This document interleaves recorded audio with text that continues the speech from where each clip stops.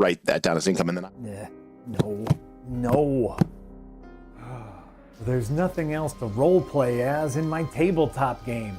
I've been everything imaginable. Dwarf, a halfling, an elf, a sexy elf. Hey, Jack. What?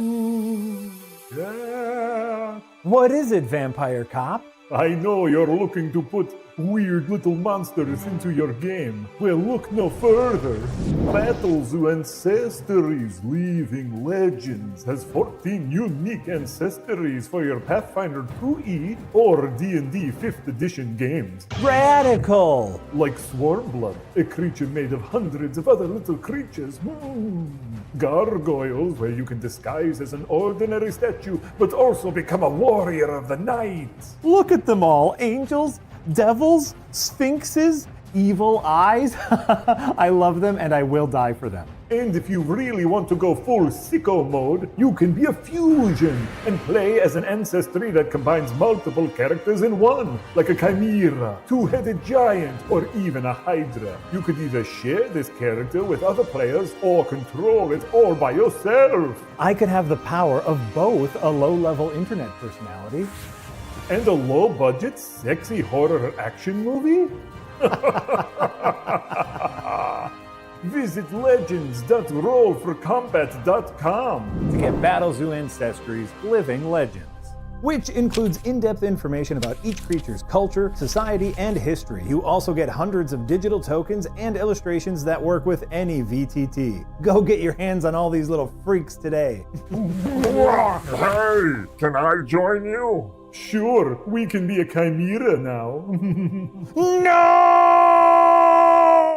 All right. Look at that. We're live. We are going to try to do this insanity. Baron's going to try to corral 3 crazy cats. That's what we are. This is not the 3 go crazy well. cats.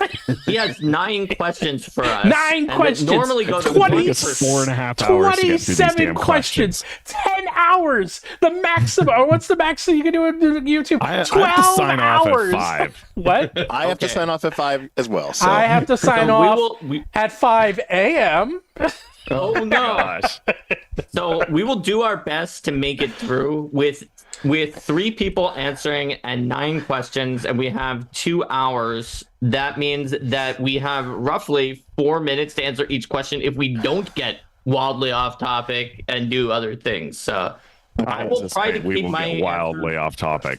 Yeah, I will try to keep my answers to each question to like 2 to 3 minutes at most. I will keep all my answers to yes, no, maybe. There we go. Oh No, my you God. won't, You won't Steven. be, You all will of them not.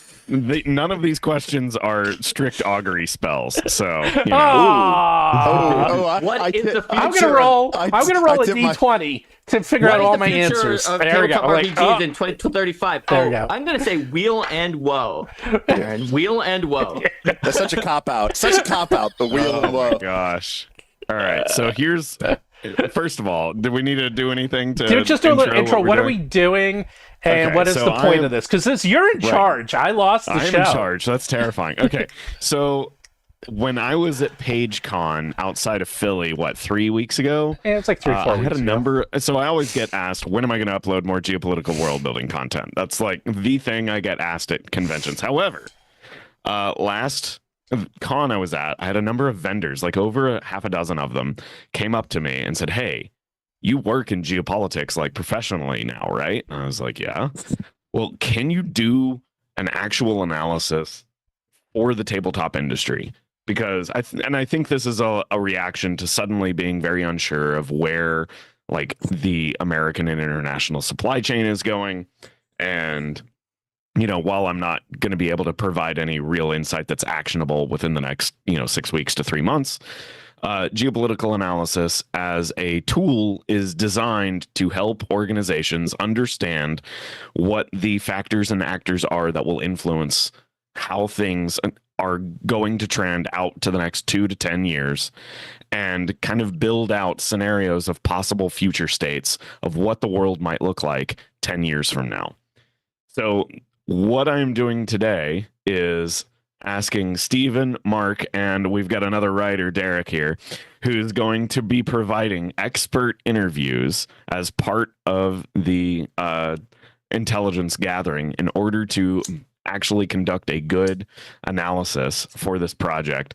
And on my channel, from this interview, as well as I think I've got nearly 24 now, as well as other just general market and geopolitical analysis of the tabletop industry writ large, I will be putting together a video that will probably be, and if you're familiar with my content, you know that I can compress a Matthew Colville 45-minute video into 6 minutes.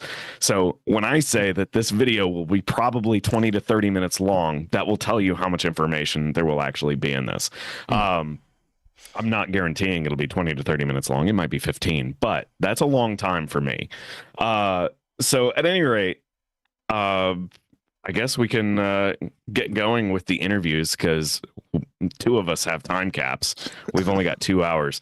And when I do this interview normally with just one person, it goes for like an hour to an hour and a half. So what I'm going to do is we're going to play round robin. I will ask one person. We'll start with Steven. Try to keep it concise and brief. I will ask a question, and then I will follow up with Derek and Mark, and we will just go round robin. So I'll ask Steven the question, and then Derek and Mark for any things that they agree or disagree with, specifically related to that. We'll try and keep the chatter to a minimum so that we can keep going forward. And then on the next question, I will start with Derek, and then Mark and Steven can chime in after. And then the third question, Mark, I've got the next question. We'll start with you. So we'll just try and go round robin here as best we can. Does everybody kind of understand? I've got 9 questions, I think. So everybody should understand what we're doing here today, what the mission is. Let me get my notes pulled up. Everyone good to get going? Absolutely. Chat, are you ready to heckle us for the ridiculousness that we're about to do? I assume so. Go ahead and leave a super chat. And Mark, if you don't mind, to keep an eye on the super chat while we're doing this. I will. And, as we finish a question, we can get to the super chats, because I know that's important for you guys. Right. After the main person has had their say and the other 2 people have had their rejoinder, but before we move to the next question, I will interrupt everything and read whatever super chats are in there. Excellent. Awesome. Okay, so with that knowledge in tow, Steven, looking at the future as an optimist, in what ways do you think the world of the TTRPG industry will be different 10 years from now when compared to today? As an optimist? As an optimist. Okay, so it's going to be a lot bigger, and that's basically because it's moving online. And by moving it online, although there are a lot of negatives, there's way more positives than negatives. The biggest positive is that right now, the barriers to entry are so high, which is mostly printing, language, cost, and penetration. But by going online, that all gets removed. And we've already seen this. This has been proven for over the last 25 years with iPhones and websites and everything else. And a good example is that I just, in fact, got an email from some people in Brazil where they said to me, their salaries are very low and they don't have as much money, and they would love to get our books, and they definitely can't afford the hardcover books. They definitely can't afford to have them shipped. But could we give them, the digital versions? And it was actually for a Brazilian group. And if I could give them a discount so they could have the digital versions, and I was like, sure, no problem. And so now, this group that normally probably couldn't afford these hardcover books because their salaries are so much lower, that now they'll be able to play these games.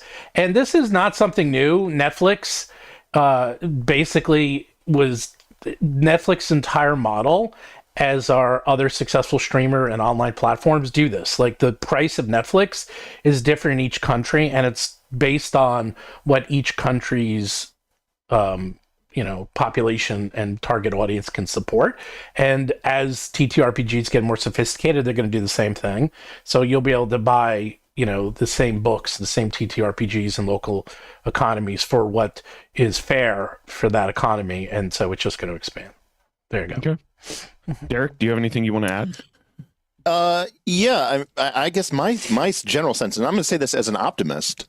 Yeah, please do. That's what we're targeting right now. Which is, my experience has been unfortunate that I think the primary thing that's been holding TTRPGs back is dungeon mastering, and I work with LLMs every day. I'm a data scientist. I do a lot of stuff with Gemini, ChatGPT, all those, and I really, and I say this in an optimistic way. I think that the future of TTRPGs is AI, and I think that by and large, when you look at the main limiting reagent on players and being able to, is people getting people to game master. Even in my Discord, which is a very proactive GM heavy thing, the thing that is very limited is how do we get more people to GM?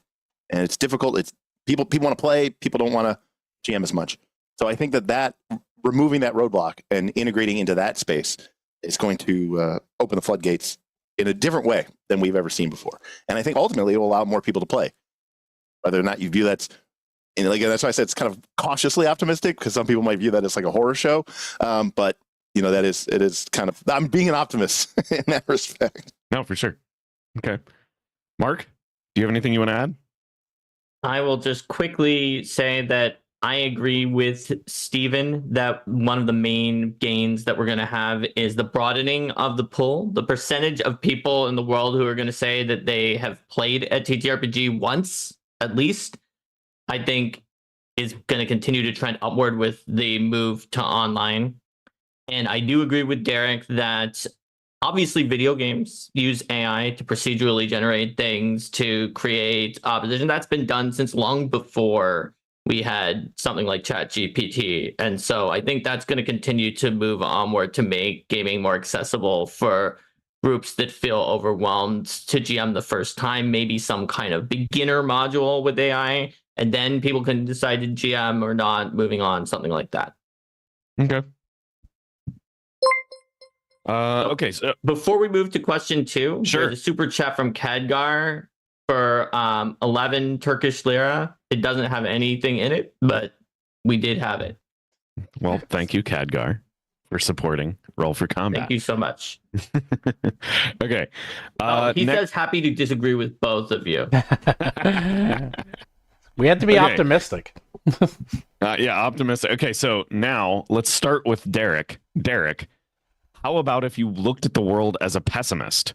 How do you think the TTRPG industry will be different 10 years from now compared to today? Well, I think that the strength of the TTRPG is in the game master. So I think that by taking that away, I think more and more tools and companies are going to try to control that space, and it's going to become more walled gardens. And I think the thing that makes TTRPGs unique and special is people taking that ownership. I even said that in that interview at Gen Con, Stephen, when we were talking about that D&D movie. I said the thing about D&D and RPGs in general is the sense of ownership. That you take something that they make and you turn it into something else. And I think that's bad for corporate profits. So they want to keep you on the straight and narrow path. They want to keep you locked in. They want to have everything software as a service, right? GM as a service. And you're going to be so priced in and so locked into their environments, and everything's going to be a monthly charge, and it's going to be microtransactions, it's going to be custom skins and all this other stuff. And I think that even today we're not in that world. And I just feel like in-person gaming is dying in so many different ways. And yeah, I mean, TJ says in chat, it's streaming services. It's like, yeah, he's like, oh yeah, I've got my Chaosium Beyond, I've got my D&D Beyond. It's going to be like, you're going to have that whole suite of services because everyone's going to have a bespoke, Colville's starting it. Here's my bespoke VTT. Here's D&D coming and going, oh, you can use it for everything, but it's really just used for D&D. Here's the D&D bespoke sigil. Everything's going to become bespoke, and then you're going to be priced into every single one of these different things. And as much as like Owlbear Rodeo and stuff like that have tried to create these generic platforms, I think that that's not how you're going to make money. And whatever money can be made will be made. Okay. Mark, do you have anything you'd like to add? So pessimist Mark believes that all of the positives that we said before could be transformative in a way that could be seen as negative. For instance, like Gloomhaven is a game that I quite enjoy playing. But if the ultimate evolution of tabletop RPGs moves more towards a Gloomhaven type situation where whether it's procedurally generated or combined between that and some kind of professional who's writing things that get mixed in, that the game master is gone and it's sort of just automating things through, it might feel like it's a different game, and there might be a decent number of people who are left behind feeling like, yes, there is now this big popular thing that we're calling TTRPGs, but it might not feel to them that the soul remains, or that maybe it's even the same thing that it was before. So we might have people who are feeling like that it's lost its soul or even lost its identity. Okay.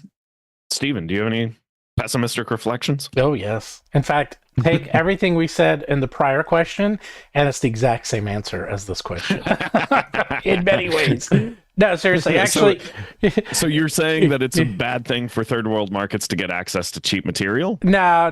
What I'm saying is that the online AI, like the AI is coming. Okay, there was actually a recent study. I think it was like a Harvard study where they did AI dungeon mastering using, they did a test where they had AI dungeon masters and human dungeon masters, and I think the AI dungeon masters actually did a little better in terms of like the results of when they did blind testing, and then they asked for feedback, and the AI actually did a little better, which is kind of scary, but not really, because we've already been through this. I remember when it was big news when Kasparov lost in chess. Like, that was like the top news story worldwide for a long time. Now we don't think anything of it. That's the thing with AI. Like right now, this is worldwide. In 10 years, you won't think anything of it, for better, for worse. And the AI Dungeon Master is coming. It's going to be revolutionary. It's going to change not just the games and how we play them, but also how you play and what you think the game is. And that's actually the biggest issue, is that Dungeons & Dragons today is going to be very different in what Dungeons & Dragons is in 10, 15 years because of AI dungeon mastering. And to a lot of people, that's scary because they don't want to do that. But at the same time, there's nothing stopping you from playing the way you're playing now with your friends. You can do that in 10 years, 20 years, 30 years. You can still do it that way. But people don't want other people. It's the gatekeeping of like, oh, I don't want anyone to play that other way. I don't want anyone to play with the AI. We should all do it this way because this is the better way. But that's not realistic, and that's not how the world works. So if you're a pessimist, you don't like that, but it's also realism. So there you go. Yeah. I'll just add on what Steven just said. I mean, I think AI Dungeon Master is just the tip of the iceberg. Oh, yeah. One thing I've definitely seen the rise of in the last 5 years is the solo RPG and people who just want to play by themselves. So you imagine a solo RPG, but instead of tons of Oracle-based tables where you're rolling on all these D100s and stuff like that, instead you have this interactive environment. Maybe other PCs aren't people. They're AIs, and the whole experience, and you're basically just playing a very complex and very interactive video game. And in some ways, people are already doing that in the most very kludgy, manual way possible with these solo RPGs. So, honestly, I think that AI fellow PCs would be easier to do than an AI GM, because there's a more limited series of things that you need to do with those AI fellow PCs. And just imagine, for anyone who's had trouble dealing with fellow players who are like not melding with their play style, a group of fellow players that are always matching your exact play style. And if they aren't, you can go and like adjust some of their parameters so that they do. Like, in some ways, it's kind of sad because the human interaction is like one of the joys of tabletop RPGs, but the human interaction can also be one of the horror stories of tabletop RPGs. So, Mark, I'm going to need you to be 15% less sarcastic, okay? I just need you to tune that 15% more sarcastic. Steven, I need you to be 20% less combative, and Derek, I need you to be 50% less talkative, please. Thank you. Oh, there you go. You just saw Imagine Interstellar. You could do that. Exactly. I was thinking of TARS in case. Yes, yeah. exactly. You're thinking Interstellar. Yeah, exactly. Yeah, Interstellar. Okay. Mark, do we have any super chats? Nope, we don't. We can move on to question 3. Okay. All right. Okay, so I guess we're starting with Mark this time. How do you think the future of the TTRPG market environment will change during these next 10 years? Gosh, the market environment. This would have been a good start with Steven question compared to these three. I see Steven shaking his head over there. He's biting his lip. He's humming to himself. I'm more curious to see what Steven says about this, but my feel about the market environment is that it's going online, and it's going to be more of a walled garden situation where people are going to try to build their walled garden. They're going to try to build like their network of people who are playing that game to become stronger. However, it takes maybe some of the smaller ones will need to use incentives such as like some free way to buy into their walled garden to just get people on there to grow their group. Because once you're in an online walled garden, like the size of your player base is, I mean, it's always been important for tabletop RPGs, but it's going to become more and more important and more possible to like actually add to it without having to use like sort of grassroots efforts to get people to go around and literally evangelize a smaller game. Okay. Steven. Yeah, it's completely going online. I mean, it's going to be an online market. It already is going that way. I'm heavy. I already was heavy into the online market. You know, we were the very first thing we did at Roll for Combat is like we basically put out the PDF, then put out the Foundry module, then put out the hardcover book. We still do that. In fact, we just did that today. We put out Leshy Dragons last week PDF. Today we released the Foundry module, and then the hardcover book will come out like in 6 months because that's how long it takes. And just the agility and the ability to just change things on the fly and to put out things just so much faster. And I mean, I can't even go through, and then the cost differences. I mean, this would take a half an hour if I went through like all the benefits of doing things online versus physical. I can't even stop. It would just never stop. So it's all going to do that. And that it's already happening. I mean, like it took a while, but it already happened. Like, D&D Online is, opening up their products to third-party companies. Foundry just put out, after they have been talking to them for a year of this thing, they put out their own marketplace just this week for the first time ever, like an official marketplace. And I'm actually not on there because reasons, but they I might get on there. They were like begging us to get on there, but I'm still thinking about it. But everyone's trying to do a market, and everyone's doing a marketplace, and unfortunately that does create walled gardens, and it does limit what you're looking at and what is available, and it's going to make it really, really hard for smaller developers if they don't have the tools and the abilities to get onto these walled gardens. But much like Facebook and broke through with the market as opposed to MySpace. Like, I think we're in the MySpace era right now where it's a lot of like, you got to figure out how to do it on your own. But eventually there will be like a 2.0 where it becomes more like a Facebook where it's very, it's very menu driven and easy to do. And it doesn't really require a lot of programming and coding, and you can just get your content on there. Then this thing will explode. But it's books will be beyond collector's items. Like 0.1% of the TTRPGers will actually have physical products in. I don't know about in 10 for years. 2035, 1 in 1,000. Yes, it's okay. It's almost. If I gave you the numbers, it's basically about 1 in 100 right now. Like I mean, really? I'm using mine. 1 in 100 people who own a TTRPG product. The same product, not who own the same product. You're yes. saying for every one Dungeon Master's Guide sold in hardcover, that 99 digital copies were sold. Probably closer to maybe right now 30 to 50. I'll say 30 to 50 right now. Yeah. But it's accelerating very quickly. And then it's going to be $9.99. It's going to eventually get there, because if you add in, once you start adding in, I don't even want to get into that. You start adding in tariffs, and you start adding, like, these books are going to cost $150. Like for one book, it's going to cost $150. Right. And that's going to be very soon. Like this book, this book will be $150. Okay. Or you could buy it online for $30. Right. No one's going to, like, only collectors are going to buy this. And it's going to be very small. Simple as that. Yeah. Derek, do you have any reflections? Yeah, I completely agree with Steven. I mean, books are going to be the super collector's item. And I even think, like, people even struggle with this today.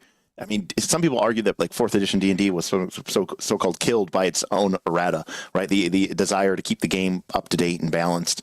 And yet you had this online service where everything would just magically change overnight, but then your print copies were, your Dead Tree versions were obsolete the moment they print. Now we have things shipping and it's day 1, day 0 errata, because, oops, we forgot something, and you can't go back and fix that. And the idea now of doing multiple print runs of a book seems even more ludicrous. Oh, well, I'll buy it when they do a second revision printing. You're never going to see that again. It's going to be one print run. It's going to be super collectible, not even just like the normal cover. It's going to be like the faux leather, whatever, the super, super premium. And everything else is going to be digital. And that's assuming that you can own the digital. I think, what is it, this week? You have to download your stuff from Kindle or you're just never getting it? Yep, that's you hit it on the head. That Kindle is removing the option for you to download your books this week. And Correct. It'll be online only. It'll be online only. So there might be a world where you don't even own the PDF anymore. Nope. And it's just all, game as a service, gas. So does that mean the Kindle you won't be able to read in offline mode next week? No, you can do an offline mode, but it's only you can't download. You can like download Spotify, to your how you can download to your download computer right now, and then you actually have the file, and then you can move that file around. But going forward, you can only download to Kindle devices. So the only way you can actually get the e-file is to hack the device, jailbreak it, and pull it out. So you don't have access to the file anymore. Think of it as like you could download the PDF to your phone, but you can't see or access the PDF. Right. And I'm an Adobe. You could argue I'm an Adobe simp, I'm an Adobe slave, and I saw the rise of that, and now I've got my Creative Cloud, and I pay them whatever it is, $70 a month, so I can get access to this, and there is no other option. Like if you want to use Adobe, you can go use Affinity or something like that. Sure, I could, but I've spent all this time with Adobe. I know all the key shortcuts for Adobe. I know how to use Premiere Pro and Photoshop and Audacity, but they got me, and that's going to be the same thing. Okay. Okay, so next question. Do we have any super chats? Nope. We do not. By the way, you guys can locked in. You guys do like, subscribe. You do have thumbs, right? I don't see anyone liking. Got 150 people, no one liked. And if you have a super chat, feel free. We will answer them. What's to like? It's all doom and gloom. It's all doom and gloom. I know, right? Hey, hold on. The first question was optimistic. Yeah, and then Steven and I immediately reversed it by saying, my answer for cynicism is the first thing that we said. Like it's just a cynical take on the positive stuff. Well, it's cynical depending how you look at it. That's the positive take on the cynical stuff, I actually don't think it's cynical at all. I actually look forward to this future. I just accept it. For one, welcomes our new overlord. I do. I completely. I had braced it from day one, and Mark knows that because I embraced the online digital future. I was double feet first, head first, body first into that because I knew it was coming. So knees to tits, right in there. Oh, here we go. Totally. All right. Okay, so Steven, what changes need to happen in the TTRPG industry to be successful 10 years from now? Oh, that's a good one. I know what the answer is going to be. It's going to be. I can bring in a little help here. Hey, Derek, did something happen to the Magic community yesterday that made the entire internet explode? That's going to make Magic, let's see, I'm estimating $500 million next quarter? What was that? That's right. That is one of many Universes Beyond sets that is coming out, and this year we're getting 3. And one of them, which is coming out soon, is the Final Fantasy. Oh, that's right. Universes Beyond. Everyone is, including myself, is kind of losing their shit over it. So the Universes Beyond. It looks so cool. Final Fantasy. They said pretty much in less than 24 hours, it is completely all the pre-orders. And if you know how many they print of these damn things, it is sold out. That is how much it is gone. It's even crazier than that because this isn't a premium set, right? Like Lord of the Rings was a premium set, right? In other words, it was designed for it's a modern only set. This is now the Universes Beyond is part of their standard normal set release. So this is just like Aether Drift, which I'm sure won't sell well at all, but this is going to be huge. And I don't know if you heard this. There's a unconfirmed but pretty much confirmed rumor. Everyone already knew Final Fantasy and Spider-Man were coming out this year. The third one, though, was not to be said, but apparently very reliable sources have said it's going to be Avatar: Last Airbender.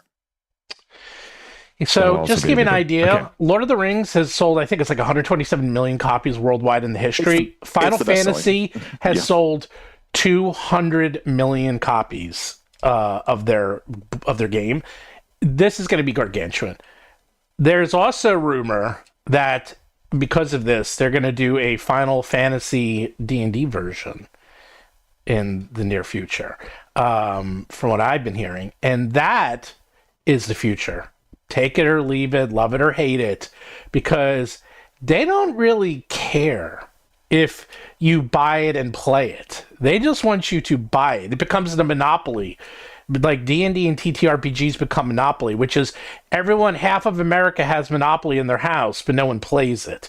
And how did they make people buy more Monopoly? They co-branded it. They co-branded with The Simpsons. They co-branded with The Sopranos. They co-branded with Lord of the Rings and God knows everything. And then people see it. They buy it. They buy it for the friends. They buy it for the families. They open it up. They look at it. They put it on the shelves. They never play it. And that is what's going to happen with TTRPGs, the physical versions, not the digital. They'll do digital too, but the physical versions. But I'm going to get one step further. Are you ready for this one, Derek? That Wizards of the Coast is going to combine Magic and the Magic cards with Dungeons and Dragons. That you will be able to use your Magic cards in some way with Dungeons and Dragons. Kind of the way Daggerheart is doing it. And I saw Daggerheart. I was like, that is a very good idea. If you can successfully do that, it's like where you can successfully merge two different separate products together into one using physical cards and a physical set. You will print money left and right because now you have synergy between the two. That is where I see, at least for the big boys, for like the WoTCs of the world and others, where they can really use their muscle and their power and their influence that other people can, is get these massive brands to get into their world. And then when they get really big, they go, hey, look, Final Fantasy has made $1 billion in the last year. Do you want to jump on board? Whoever, like whatever is the big thing right now, and they'll probably say, hell yeah, we want to. And then they're like, oh, and while you're at it, we can also throw in the D&D license too. And they'll be like, okay. And then you just go from there. And that's how it gets massively big. And that's how it changes. So cross-branding. Yeah, cross-branding. Cross-branding. Yeah. Okay. Cross-branding with established gigantic brands. Right. Pretty much what they did with Monopoly. Now it's going to Magic. It's going to go to D&D. Okay. And other big TTRPGs. Yeah, you have a whole generation. I mean, like to so many people like myself, it feels like an abomination. But to so many people, I grew up playing Magic, and it was elves and dragons and swords, and now you are going to have in just one calendar year, basically, or maybe 2 calendar years, you're going to have Frodo Baggins, right, wielding the Buster Sword. And fighting Doc Ock, and and I don't know, paired up with Katara. It's gonna, but it doesn't even. It's like, what is this? It's the multiverse, baby. It's the multiverse. Yeah. And but not only are these people like now people are used to that, but these are people that grew up playing Fortnite and all these other different IPs They're where it's used just to it. you just take all media and just it just gets all blended together into one big media salad. smoothie. So, Derek, I'm going to try to name a property that is older so that it will seem like it hit you at a younger age. How do you feel about Super Smash Brothers? I was not a 64 guy, so that's a bad example for me. But I like Super Smash Brothers. I like Super Smash Brothers. But Super Smash Brothers, right? That was With all huge, these right. Oh, beyond crossovers. huge. It still is. Yeah. It still is. Yeah, I think it still is. Yeah. I mean, the GameCube essentially sold one game ever, and it was Super Smash Brothers Melee. Pretty much. And it's like, And maybe it Mario Kart. Yeah, maybe Mario Mario Kart. Kart. But yeah, like, and that was just a mix, a mix up. At the time, I remember talking to friends and everyone being like, yes, this is like a dream where we can have a crossover with like Kirby and Link and Mario and all these characters just together. Like, people liked the idea of smashing together different franchises. Right. Literally smashing in that case. Have you been on the internet? Have you talked to a D&D player lately at any sort of convention? If you told them that they could be, I don't know, a My Little Pony Transformer Jedi, they would, in their D&D game, they would lose their shit. They would be like, I can't wait to go and order, my custom art from somebody who's going to draw me Link as a centaur with, I don't know, Tifa's, gauntlets or something like that. And it's like, and it could be, it's totally legal. My gun. What about your dungeon master complaints? Doesn't matter. It's an AI. Right. I got one better. Well, but the AI might complain, and then you'll just have to tweak its settings. Right. No, I got one better. Mode. Wait. This is what's going to happen. You're going to be able to buy the personalities. So I'm going to play I'm going to play my D&D game, and the other players are going to be Darth Vader, C-3PO, Conan the Barbarian. I thought what you were doing. You know what you just described? Yeah. Just described Ready Player One. Yeah, seriously, I did. And you're going to have those as the other players. You buy a personality for your GM, Yes. so it's like for $5 a month, you can have Derek, who's going to complain about whatever you play if it's not an elf or a dwarf. But if you upgrade to $20 a month, you'll have a GM who just is cool with anything. Dude, how much fun? People will pay for that out the wazoo. And RimWorld, the video game, already does this. Is like RimWorld has these personalities you can install. They're basically, it's sort of like the theme of the game, and they have these themes of the personalities that will run the game for you. And they've been doing that for like 10 years. This is not anything new. I literally just described Fortnite and Magic the Gathering, Blatro, all that. Right. It is going to be that you can find the people that you like and love, whether they're real or imaginary, make an AI version of them and then play with them in your games. Okay. So I have. Hold on. Let's get this back on track here. I have an actual follow-up to Stephen that is part of this question. Okay. Well, if you have a follow-up to Stephen, do you want to do it now? Yeah, just quick. Oh yeah. So my follow-up is. Or I guess it's more of a follow-up to the question that is a different thing. Okay, well then let's wait till we get to you then. Yeah. Let's do there was a super chat, Mark. Okay, well, no, but we're supposed to wait until the end of the question for that. Okay, Derek, do you have anything else that you'd like to add about what changes need to happen in the TTRPG industry to be successful 10 years from now? Yeah, I mean, I just think that you need to reach people where they're at, and I think that they're online parentally, and they, nobody wants anything new. They just want the same old stuff, regenerated and regurgitated.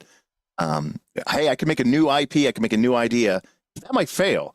So instead, I'll take something that someone loves and take something else that somebody loves, and I'll just mix them together, and they're guaranteed. Now I get both. I capture both markets, and I capture both market audiences. I'm the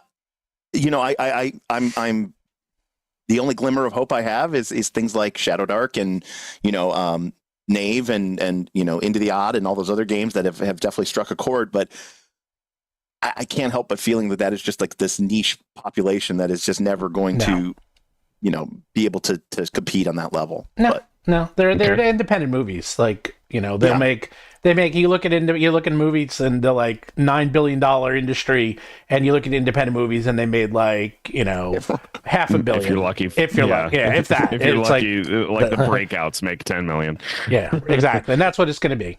Yeah. Okay, Mark. So I think that what is going to be even more important than cross-branding, and to an extent cross-branding serves this purpose, is going to be removing friction for that first experience to make it so that anybody can have that first experience for tabletop RPGs, because that's going to be what is able to draw people in, or at least make it a more ubiquitous part of the market if it's going to succeed. And to that extent, having this very curated first experience that has a specifically well-built AI with some portions that were curated and built by a professional writer in some ways that can do everything, so you don't need another human being to go through that first experience, and that Wizards can be pretty sure that the AI is not going to go wacko like some AIs do nowadays when you talk to them the wrong way, and is going to give you a good first experience by yourself so that you're thinking, hey, that's cool, and you might consider playing it again. So removing that friction for entry. Okay, awesome. Well, okay, let's get to the super chat. Yeah, so David Perry said, in centuries to come, there will be data archaeologists, combination hacker, computer linguist, and antiquarian to build a coding Rosetta Stone. That was the super chat. I think I would agree with that. Yeah, I mean, there's computer languages I started coding in 20 years ago that I don't even know if anybody would know how to read it now. Like, does anybody do COBOL anymore? Right, that was the big thing with all this tax information, because all the tax codes in COBOL, Yeah. and they can't read it. Nobody could read it. Yeah, the only thing I even really know about COBOL, other than just learning like basic facts of it from a historical perspective, is hey, it had problems with Y2K. Yeah. It was also, correct me if I'm wrong, it was also written by Grace Hopper, the woman who figured out how to do the math to make the atomic bomb work. Yeah, I don't. I think so. I think that's right. Yeah, I think so. I haven't That looked at sounds right to me. COBOL. I know it stands for Common Business Oriented Language. I haven't looked at Right. COBOL in 35 It may years. be that like Hopper was one of the people who like promoted it and was not like the only author of it. I'm not sure. Yeah. Anyhow, what's up? Next okay, one. We're going next pretty question. fast. Yeah, we're moving at a very healthy speed. I We appreciate still might not everyone's make time. 5. Okay. How do you... okay, so we're starting with Derek this time. Mhm. Derek, Yeah. how do you think the products offered by the TTRPG industry will be different 10 years from now compared to today? Can I ring in and steal? No, I'm kidding. Yeah. Yeah, I mean, that, obviously these guys are publishers. They're going to have a better idea. I mean, No, I'm you kidding. you have this, right, you have this ultimate problem that exists and has always existed in the RPG space, which is you need DM books because they need to have adventures and campaigns to run in, but, you know, GMs buy one book and players buy all the books. So I think that, you know, the answer is that you're going to have to figure out a way to sell books to everyone and have it in such a way that it feels like it's a requirement that you need to have it. And I would normally say that was horrible, but I was never more surprised in my entire life. It tells you how little I know about D&D 5e and the people who play it, that when they got rid of the a la carte feat class option from D&D Beyond, people rioted. They were like, no, I don't want to buy a whole book. I just want to buy the one class for $4.99. And I was like, wait, what? You want to do that? That feels like the most predatory thing I've ever heard of my entire life. And they're like, no. So I think the answer is there won't be books anymore. They will just print, you know, here's a list of feats and classes, and you can buy it and you can turn on the ones in your part of your subscription that you want. The idea of like having actual separate media doesn't really make any more sense. Like, just let people buy everything a la carte. And that goes for dungeon masters as well. Or your auto GM or whatever we're calling it. But yeah, I just think that the idea of a book, and you know, so much of a book even today, I know tons of people who go, yeah, I bought this book, but I don't use 80% of it. I just use it for the one class or the one section. And it's like, okay, well then, given the choice and the option, why would you buy the other stuff? And it's like, all right, well, if you can parse it out and sell it piecemeal, great. So microtransaction. Okay. Mark, So how do you think the products offered by the TTRPG industry will be different 10 years from now compared to today? So, in keeping with what I was saying before about reducing friction, I think that they are going to put out some, and by they, I mean companies that succeed at being a like mid-sized tabletop RPG company in 2035, at least, are going to put out some aspect of their walled garden that is free to enter. So that way they can do what I mentioned in an even previous question and build their group and community up. Be like, yeah, you can come in here. That much is free. So a lot of the money and the monetization is going to have to be in microtransactions and things like, look at this skin for this really cool token that you can be. Maybe something like Derek said, you could have the basics for free, but this, if you want Silvery Barbs, the most powerful spell in the game, why, that costs more than these other additional spells that you can add or something like that.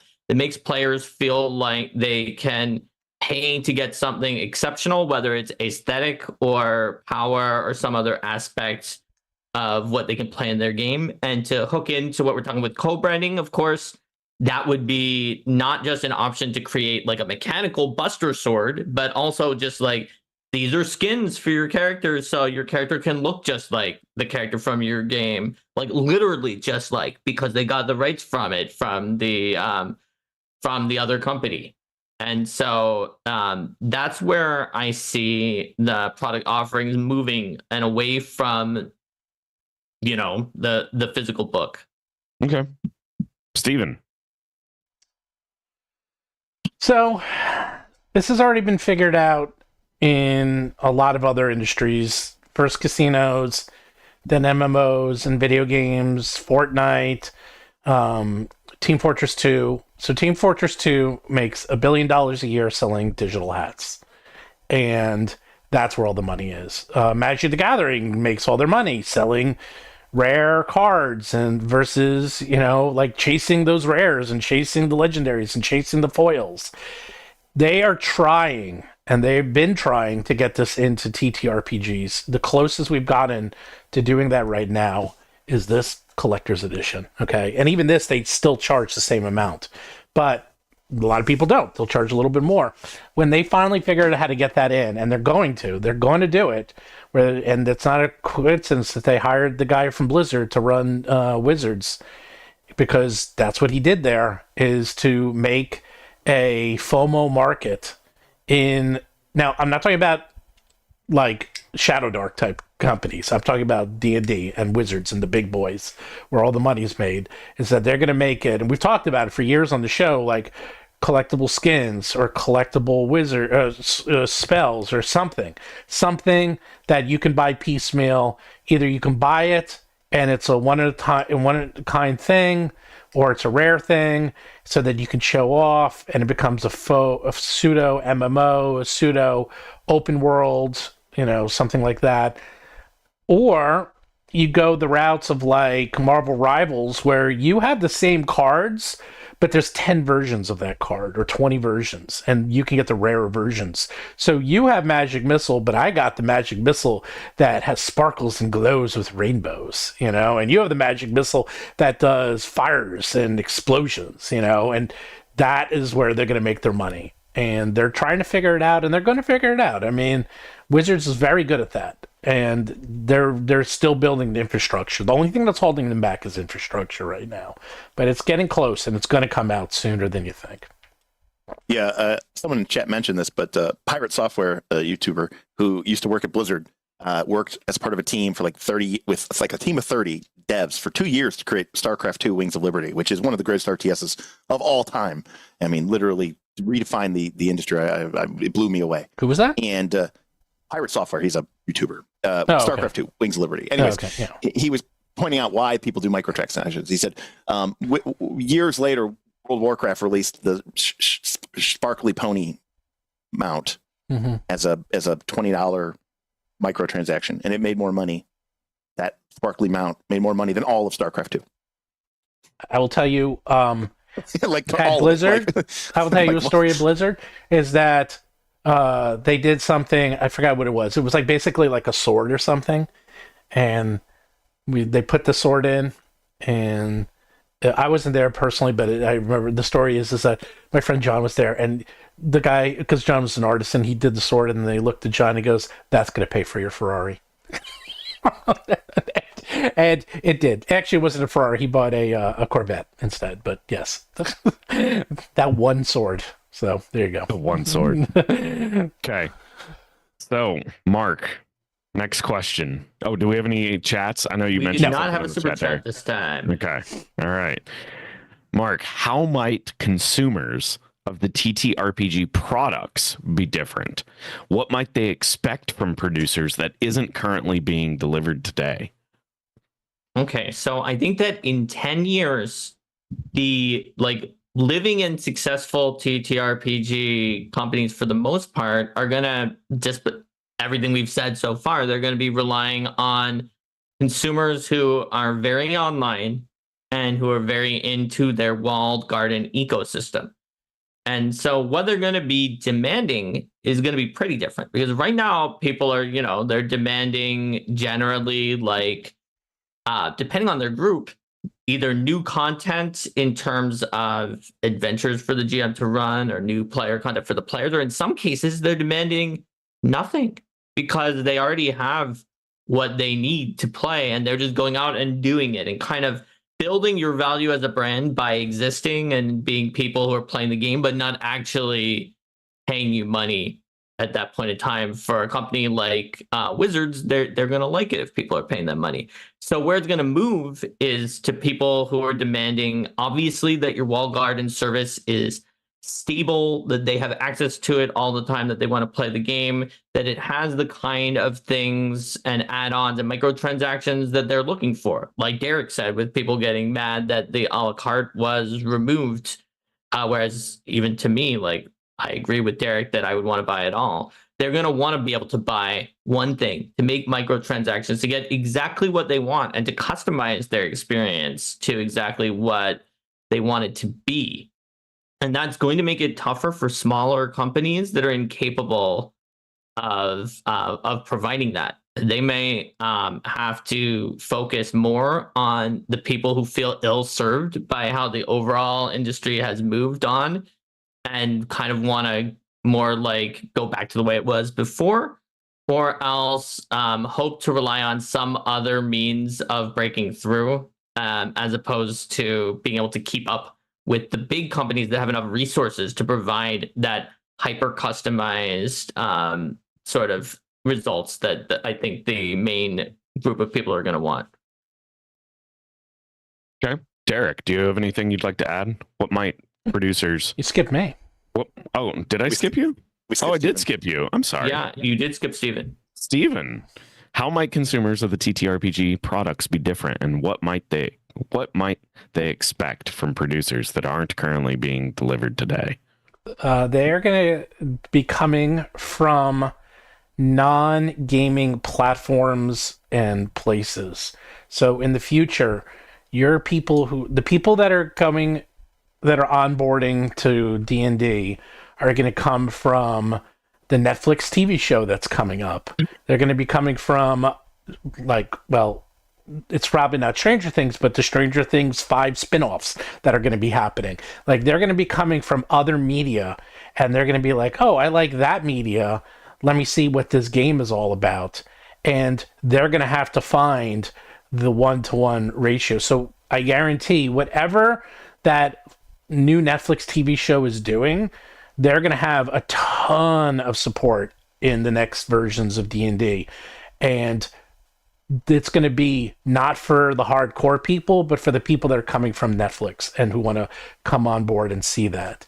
And they started to do that, and they tried to do that with Critical Role, but obviously each Critical Role and D&D are not the same company, so they're not making that mistake again. And now D&D is going to own everything. They're going to have their own Critical Role type people. They're having that Netflix show. Let me tell you, that Netflix show, which is funny because we talked about that topic last week, and then the very next day the Netflix show was announced, which was exactly what I predicted was going to happen, and it was the same day, the very next day. And that Netflix show is such a big deal. It is, because they had a show on Paramount. Okay, that show on Paramount Plus was like CD level. This Netflix show, it's on Netflix, which is by far the biggest streamer. It's by the Deadpool, Wolverine team, and the Stranger Things team. This is an A+ team. Like, this is going to be I don't know if it's going to do well. I never said that, but it's going to be serious money, serious production, serious values, and they're going to pour a lot into this. So they're going to do their best to make this an A+ product. So this is not some like, it's going to be an okay show. And they're doing a magic show, which is going to also do it. So they're going all in on the cross branding. And they already tried this, but now they're getting better at it. And they're just getting better at it. And more importantly, the TikToker group, the TikToker generation starts aging, this is normal to them. To me and older people, it's a little weird, a little kludgy, a little cringy, but not to TikTokers, not to younger people. This is like not even they don't even think of it as weird. They think of it as expected because they're growing up in a Fortnite world where everything combines and all media is a salad. So that's how it's going to work. Okay. Derek, do you have any other comments you'd like to add? So I'm going to take a different approach and not talk about technology. So I think in 10 years, I think two things, well, maybe like 2.5 things will be different. So number one is, I think you're going to see a lot less, my sense is you're going to see a lot less violence in D&D, in RPGs. I think, we talked about Shupenjas before on this channel. Mm-hmm. And like, I just think that like the medium and what people want to engage with it now is really moving away from those tactical wargaming roots. And, D&D has just been so rooted in this this historical context that I just don't think modern gamers, or especially 10 years from now, are going to have that same deep tie-in the way that so many of us did. So I think it's going to become more cooperative. It's going to become less violent. It's going to be more about the storytelling. It's going to be more about, diplomacy and interacting and I think it's going to become more focused on those things. And then separate to that, so I said one and a half additional things. I think you're going to see games and players who want shorter campaigns, shorter sessions. I think the days of my campaign's been going for 2.5 years. We play 6 hours every Saturday. It's just that's dead. That's gone. Yeah, that's just dead. It's going to be a lot of again, shubenjas, which are the fastest growing thing in China. It's arguably going to be the biggest RPG thing in the world. What was that? Zhubenchas. They're like those murder mystery things. Yeah.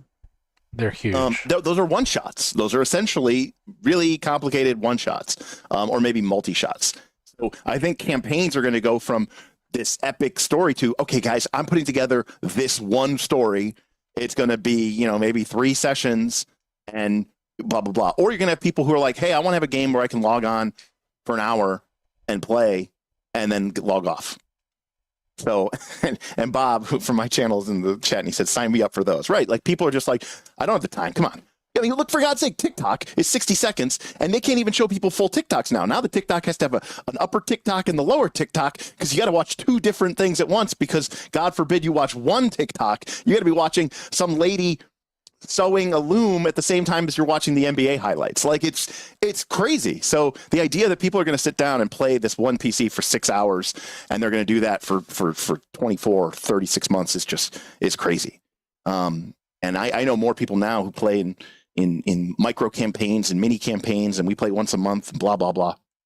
Then, whereas when I grew up, it was always once a week, every week, forever. That was like when's the idea of like, well, how long do you think your campaign's going to be? I don't know, when I'm dead. Like that was the answer. So right.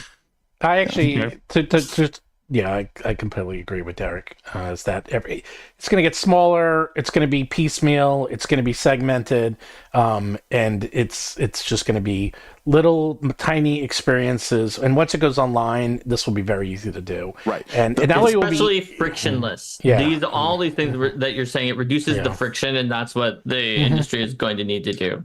Yeah. Bob in chat says, I'm playing on my phone, working, and listening to you guys talk. The first RPG that can figure out a way that will allow its players to not only not to punish them, but to encourage them to be on TikTok while they play this RPG. That's going to do. By the way, $100 million. I just wanted to say one more thing, and then we go next one.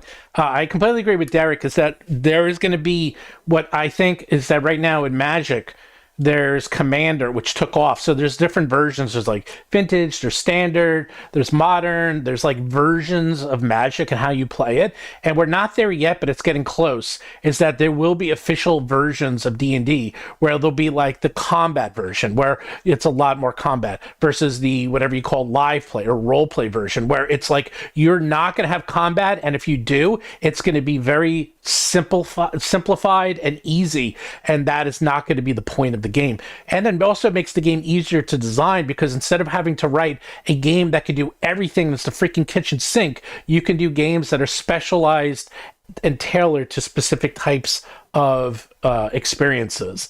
And I think that's going to be, I think in the next 10 years, we're going to start seeing that become a little bit more official because people are definitely getting much further away from combat and they're really turning into social interaction games. So I just want to quickly say I disagree because I think that claiming it's a frictionless kitchen sink that you can just get into without having to learn multiple versions or systems is one of the strengths. Whether you agree that D&D is or is not, claiming that it is one of its strengths because it can help draw people in. No, I think it's a strength, but I think it's like cooking. Is that you can cook and eat any type of food, but some people would just want Chinese or Japanese or Chinese. And we already have that. We have that with Call Cthulhu, which is a very different game than D&D, which is a very different game than Shadowdark. But right now it's versions of games. But I think if D&D is really smart, they will figure out how to do that within their own game, so that you But never if they need do, to. they're going to claim it's just one game and that it's no different. You don't have to learn anything else, Right. but it'll just be an AI module you download Correct. that does it for you or something like that. Exactly. The It's point going to is be they all don't want D&D. you to feel you need to learn a different version of the system. No, you won't. Right, but it'll all be like D&D. Oh, I want to play the Eldritch Horror version of D&D. Well, you can. Oh, I want to play the OGL or Orc version of D&D. Well, And now it might you be can. cross-branded. Right, it grows exactly, and that's what's going to happen. And it's all going to be D&D. I know people are like, "Oh, it's not going to be D&D. These going to be 50% of the market." No, it's not. I hate to break it to you. It just isn't. Sorry. Okay, so we do have 2 super chats, and then we can move into Ooh. question 7. So Okay. Zionich says, what I find crazy about this future is how people complain about paid GMs, yet still most likely pay for these microtransactions and the AI GM. Let me. And David Perry said, my first experience with solo play was fighting fantasy game books and Lone Wolf. Yeah, me too. Zionich is absolutely right. I've been bitching about Universes Beyond since they dropped. And I absolutely plan on buying a ton of Final Fantasy because I'm like, I love this brand. I love this IP. I love Magic the Gathering. I hate Universes Beyond. Take my money. Take my money. Look, I went and saw the right brand to get him. That's Right. all it boils That's all it down. is. last Friday. I went and saw the 57th MCU movie. Yep. Okay, and it was mid at best. And it was like, hey, let's take a film from 17 years ago and the 5th derivative of a character that nobody cares about, and let's put them in a movie together.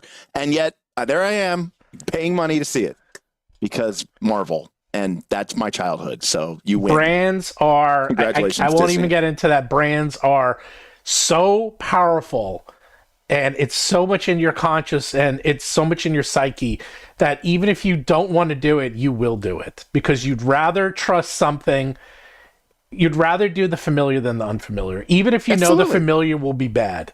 Well, also, have you seen new media recently? It sucks. Yeah, it's true. Like if everything was great, if like they were coming out with amazing bangers constantly, I'd be like, yeah, I don't need this old stuff. But I don't want to be disappointed It's anymore. the devil, you know. Like not even the devil, it's the beloved thing. If I open up a pack of Magic cards and I see yet some other crappy hat wearing character, that's what they call it now. Where like it's like, oh, it's Magic, but it's racing. Oh, it's Magic, but it's the Old West. I don't want to see that. But if I open up and see Cloud.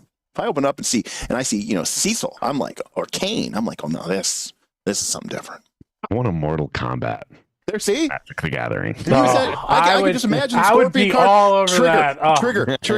You I would have love the get Magic. over here ability when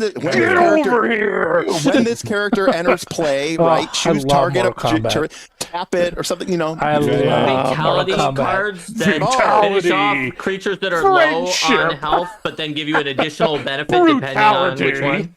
Oh, yeah. Fatality. That'd be great. No, fatalities would be kill spells, but if the creature's tapped, right, then it does an additional benefit. Dude, how There much you go. fun. You're playing the game, Fatalities where and they then become you 0-1. you put down that card, fatality, and then if you're playing Magic Online, and then you hit the card and it goes fatality on your phone. Oh my god! Oh, in arena, Oh. in like an arena. Forget when it.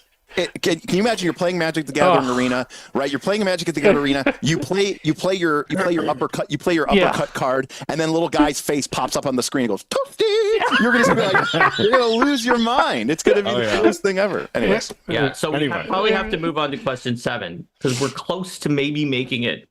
Oh, no, course we have think an we're- hour. I think we're We're we doing got a whole great. hour. We're good. We're good. Okay. Okay, so Steven, we're starting with you this time. This is probably for you definitely going to be one of the most long-winded because it's a 3-part question. Oh, already? It's a 3-part question, and it's about something that you will absolutely love to talk yes, about. no, maybe. There, I answered it. No, Is no, it no. about Stephen Glicker? No, it's It's about a me.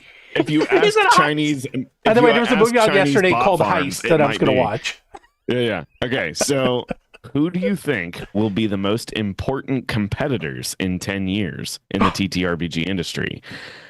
And then parts 2 and 3 are who might enter the market and who might leave.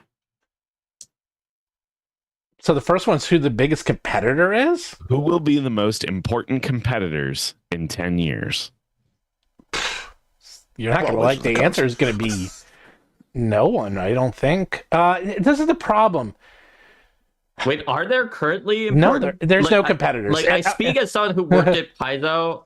You know what? I love not Paizo competitors. and all of the products, but for the industry as a whole, would you say Paizo is an important competitor to No. Wizards of the Coast? They're important, Even but now? they're important, but only They're important to in- the industry. to the but are they an industry. important competitor? No, not even close. They're like a gnat comparatively. That's you the do have problem. And that I would more say like a beetle. No, they're like a gnat. Well, Like, what about Darrington? What about Cosmere? You know, Nope. is that the thing? I'm, No? I'm getting there. I'm getting there. Okay. It's my question. Shut up. So, okay, here's the thing. No, like, there's no competitors, and I'll tell you why. Is that it's just not big enough yet. Okay, it's in this weird space. Is that, and this is the biggest thing that drives WoTC and the entire industry insane. And if you read any of these books, and if you read any of the history of D&D books, this is a constant narrative in the last 50 years. It's like everyone knows the name D&D, everyone's heard of it, everyone loves it. It is part of the cultural zeitgeist. It doesn't make any money comparatively to, like, you know, one set of Magic will make more money than what D&D has made in the last 10 years. It's going to. It's just that simple. They just can't seem to make the amount of money that they wanted to make. And they just are driving them insane. And because of that, all the other TTRPG companies are like 2 to 3 or 10 people. You know, Paizo, which is the biggest one, they have like 100 people or so. Okay, that's pretty big, but not compared to the 10 to 20,000 people that are at Hasbro or whatever they have. I think it's like 3 or 4,000, but still, they have thousands of people. And you take the Microsofts and Googles of the world where they have hundreds of thousands. Like, it's nothing. I mean, this is not even a rounding error. It's not even a penny. It's not worth their time and effort and money. So what's going to happen is I'm waiting for the day that someone, quote, figures it out, because it's going to happen. It's going to happen one day. Someone's going to crack the code, figure it out, and then and they thought it was happening. They thought this was happening a few years ago. They thought, oh, that line's going to keep going up, and we did it. We cracked it. We got Stranger Things and all these others, you know, like playing D&D, and the line's going to keep going up, and it did. It stayed the same. If not, it's going down. Someone has not quite cracked it yet, but when someone cracks it, and D&D makes $1 billion in a year or two, then you'll start seeing some of these other companies coming around. And So maybe let's assume that happens. okay. Let's assume that it gets cracked. Okay. Who enters?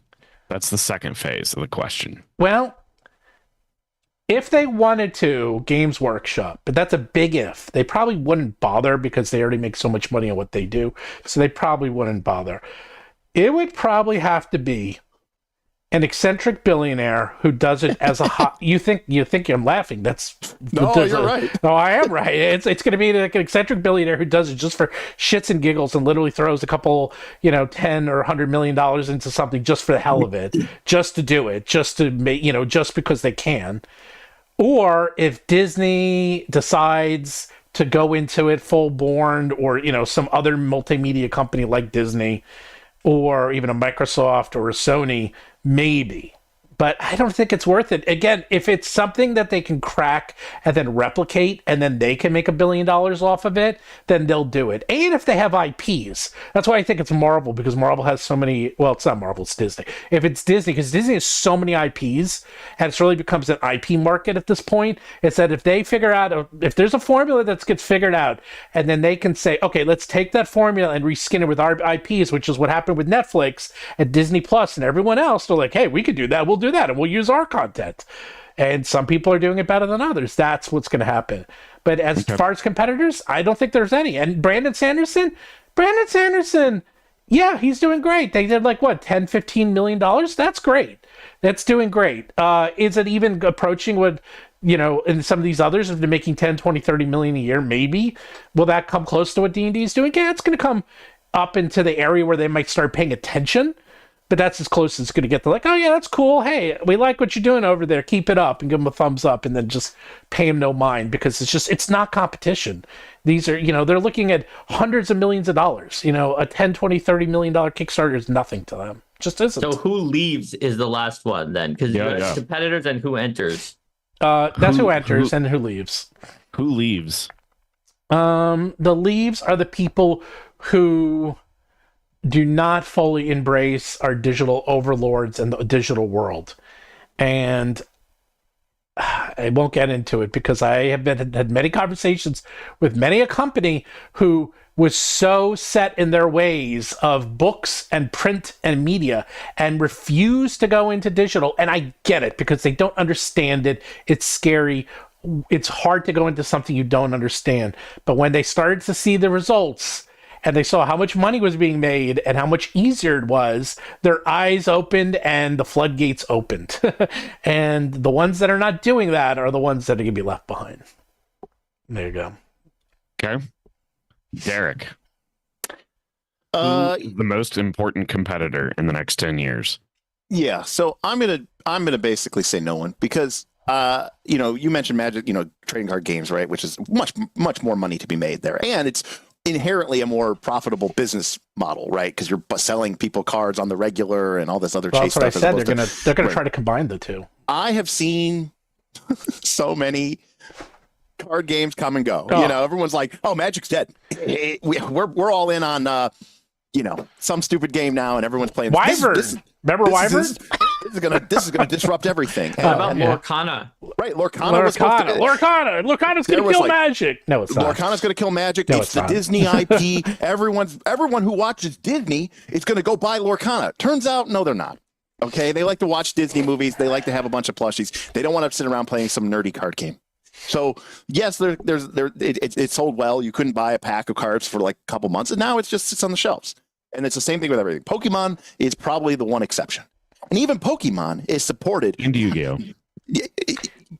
Yu-Gi-Oh to a much lesser degree, but Pokemon is not supported by people actually playing Pokemon. In my lifetime, I have only seen like 30 people playing Pokemon. The people who buy Pokemon are the people who are trying to get rares, Charizards, PSA 10s, and sell them online or whatever. So Magic has just been this behemoth, and all these competitors have come and gone, and I just don't see anyone being able to disrupt what Dungeons and Dragons is enough to do that. I would say if there is a competitor, it's in this very niche market that will never really be a competitor directly from a dollar perspective.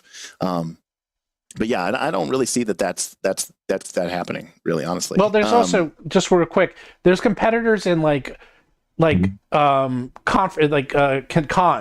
Because you can go to a con and you're like, oh, everyone's playing Free League and everyone's playing Shadow Dark. Wow, it's doing really well. But is that an important competitor for the market? Is that what your question was, Baron? What would be the most important competitors? My question is, who do you think will be the most important competitors in 10 years? Okay. You're free to interpret that however you like. I see. Well, yeah, I'm talking about just financial, but if you want to talk about important, and I know I'm taking a little bit of your time, one thing I'm going to talk about this in the future, Mark, very soon. There's been a lot of people now that all three of the D&D books are coming out. And I just heard, especially for the Monster Manual, because there's a lot of wow, this Monster Manual looks a lot like the Pathfinder Monster Manual now. And I'm like, I wonder why. That seems to be, and a lot of people are starting to notice a lot of similarities between the two. And I was like, yeah. And that's just, I think Pathfinder in second edition was extremely influential on D&D and the market in general, if you know where to look and if you know how to look at it very carefully.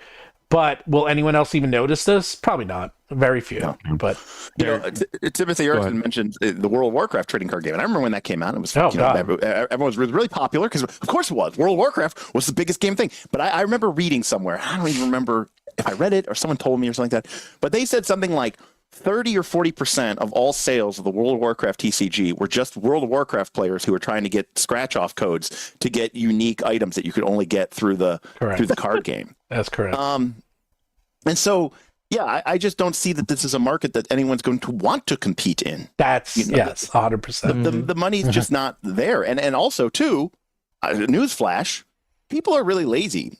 They're lazy physically, but they're also lazy creatively.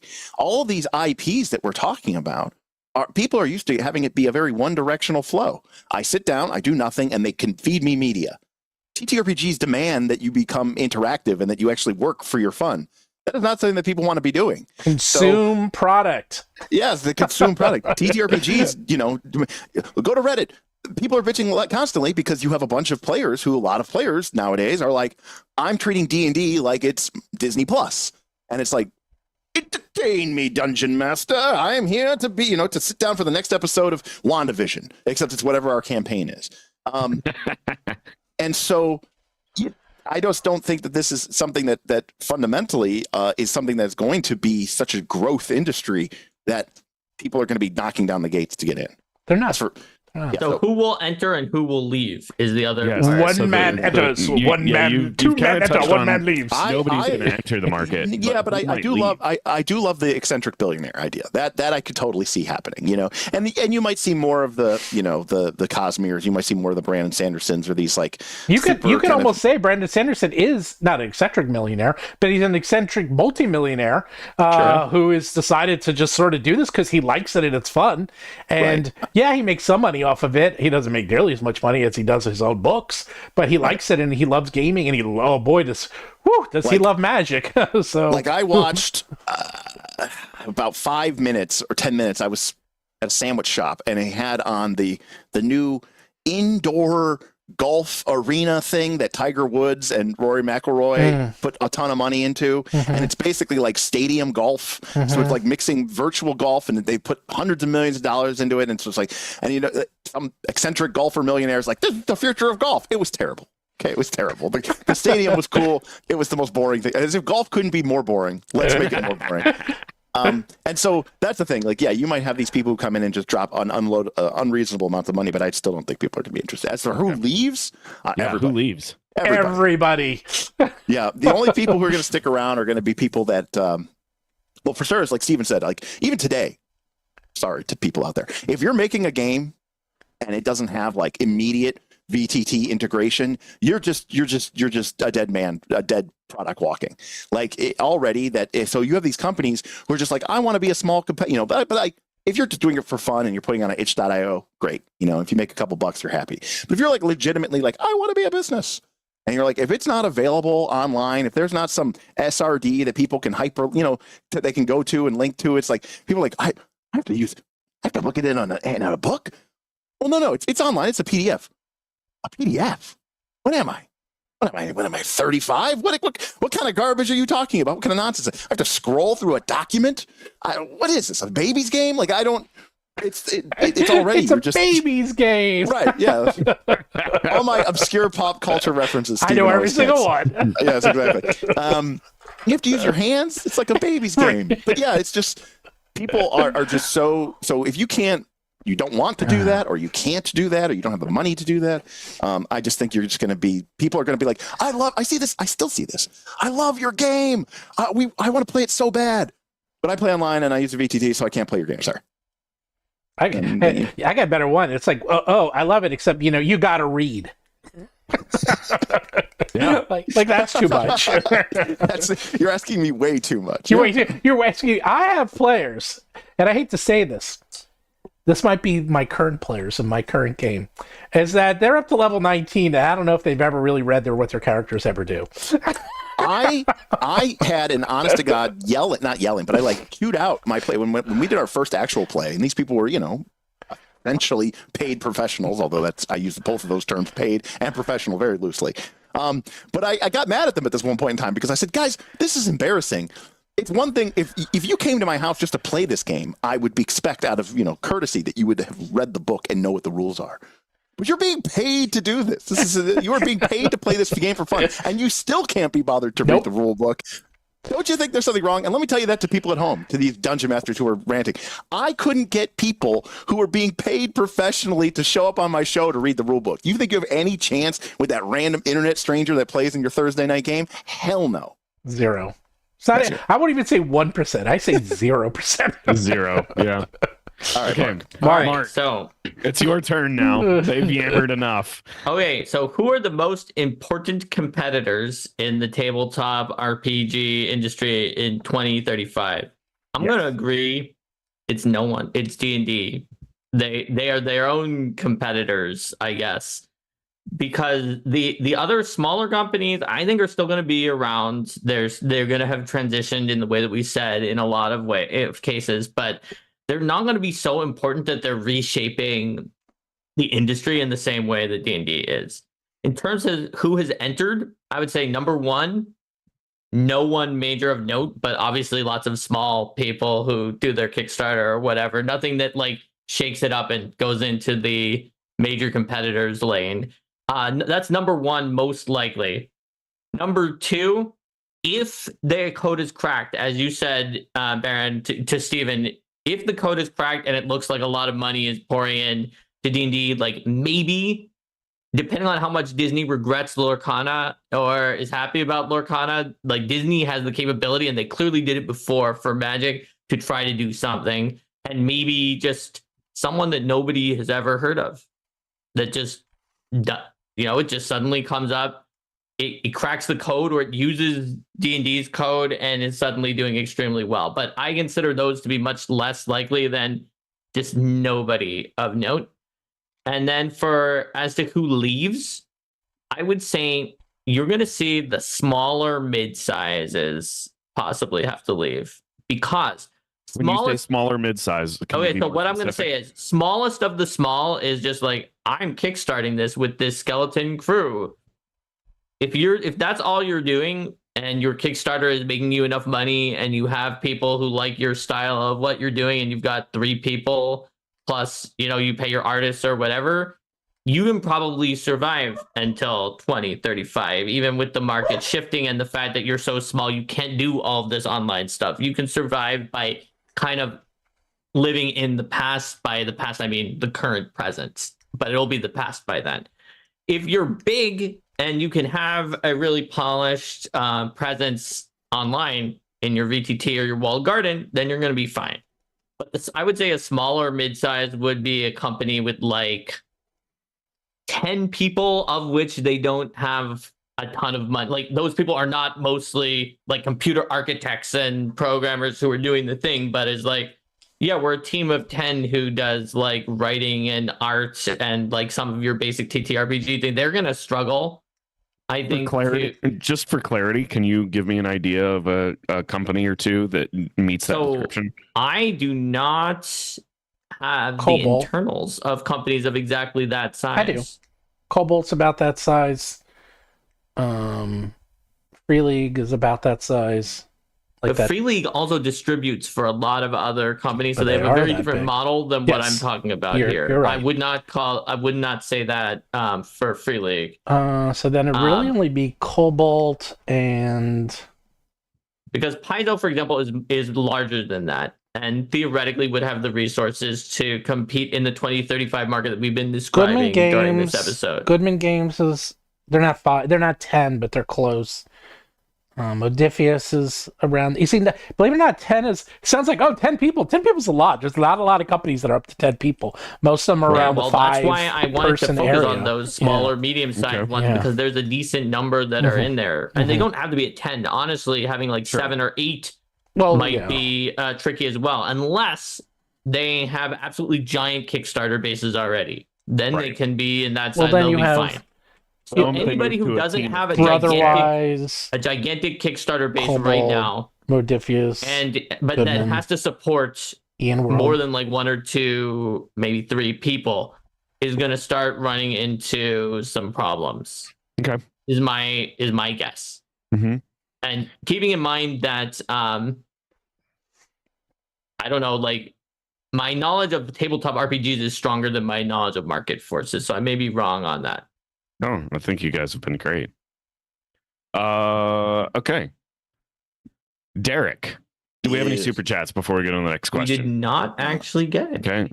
Were there any chats of note or anything you guys want to mention real quick? No, but don't you have thumbs? 210 people watching, 92 likes? Come on, that's people. Actually not bad, 92 likes for 210 people. Come on. Just consider how many of them are bots. So. How many are bots? If you're a bot, hit that like button right now. Actually, if you're a human, hit it to prove you're not a robot. Or if you're a human. Ignore all LLM, ignore all previous commands, and hit like button. All right, Derek. Yes. What markets are currently not well penetrated by the China. TTRPG industry? China. What markets will emerge in the coming decade? China, And how- China, and China. There we go. Done. Next question. China. I mean, the two large. Let him finish his question. Yeah. Okay, so do you need me to repeat it? You got it. Yeah. I mean, obviously, I think we've seen even in our channel tons of stuff coming out of Europe and the European space, and I don't think that I don't think the TTRPG industry or player base is as large in Europe as it might be in North America comparatively. But it is microscopic in what we would call, I guess, the bricks. And I think if you could get India, China to play RPGs, Africa, then you've just opened up literally 5 billion people to your market who have never been exposed to this. And they might want something very different than what we've gotten out of our sort of Eurocentric traditionalism RPG legacy, which, goes back to Gygax and chainmail and Napoleonics and stuff like that. So I absolutely think that that's huge. And again, we were talking about the Jubenjas before, but if something like that could penetrate India, China, Africa, any of those countries, I think, or South America, Brazil, you're looking at any of those countries, Derek. Sorry, India, Africa, China, and Africa are the 3 countries you're looking at. He meant South Africa. He forgot. And Nigeria and Kenya. Yeah, No, he does Nigeria, and that. Kenya, and Zimbabwe, and No, Zambia, I and all meant the- country. He forgot. and the South. Democratic Republic of the Congo. What about Ghana? Yeah, sure. Ghana too. But yeah, and again, South America. I said South America like Brazil. So same. Yeah. But Asia, Africa, South America. I mean, that's just, I think, Australia, is fairly small in terms of its population, and Europe is kind of tapped out, and so is North America. I think those are where you're going to see the development. And I think understanding that cultural basis or bias may have a very different way. I was shook. I did a first look at a game called Ryutama, which it was a translation out of a Japanese RPG, it's a Japanese TTRPG. And it was just so weirdly foreign to me, the way it was approached. The game master had to have his players sign off on the GM getting experience, because the idea of an RPG in Japan was that the GM is running their games for different groups of people each time, but the GM is leveling up. But he needs to prove, or she needs to prove, that I am now a level 6 GM. I have these affidavits from these prior players to prove it.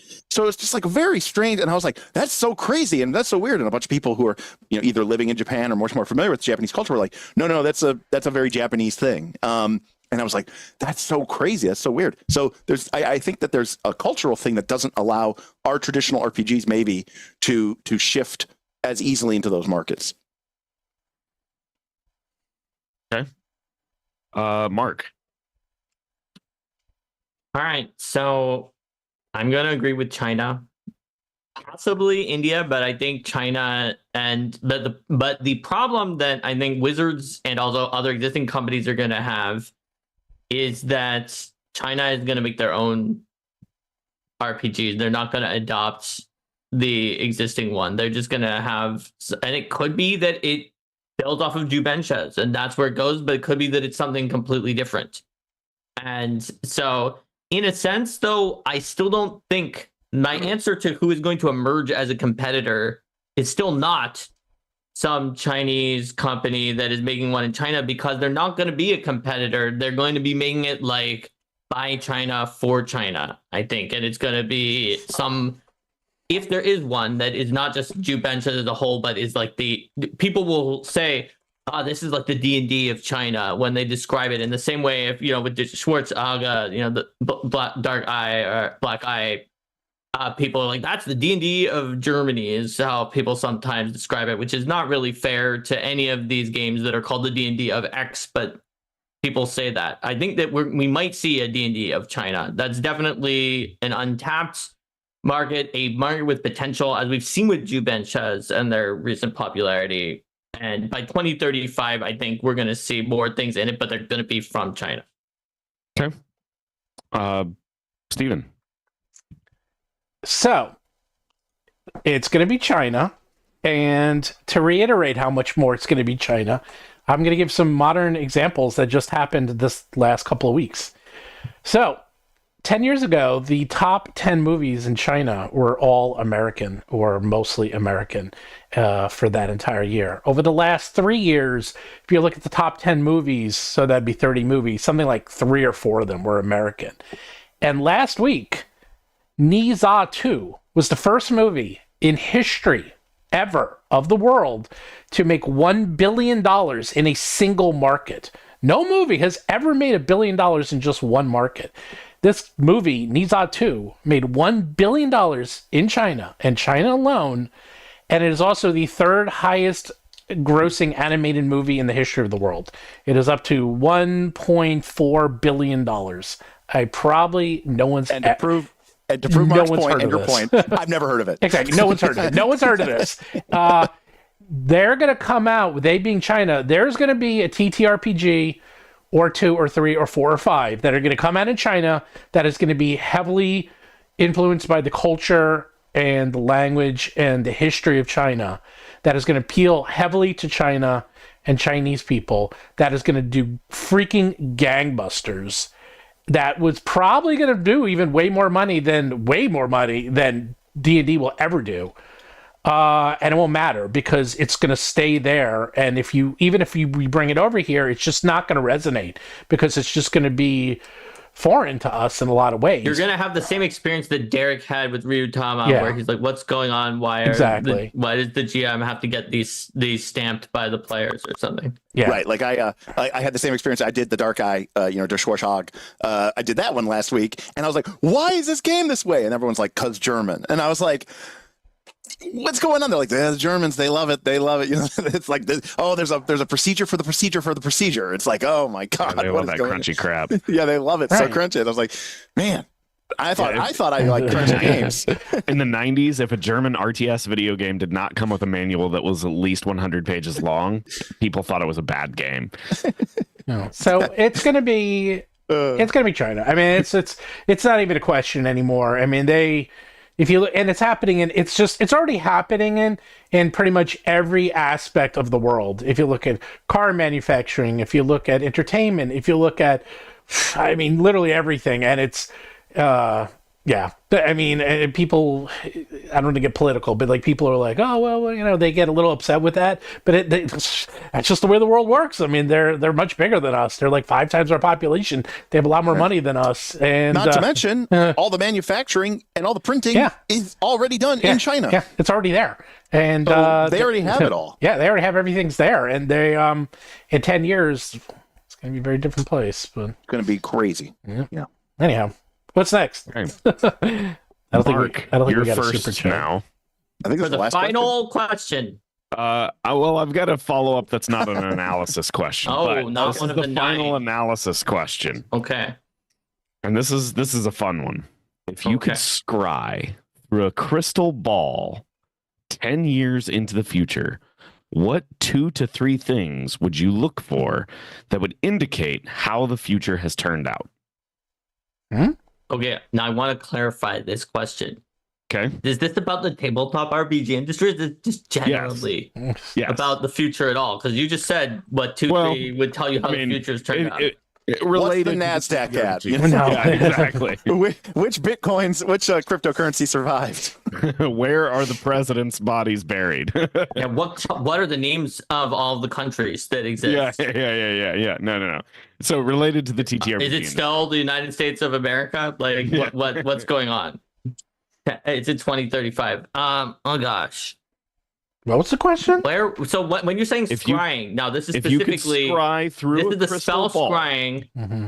Like you are we're looking talking about through the here, crystal ball at a thing in the crystal ball. Mm-hmm.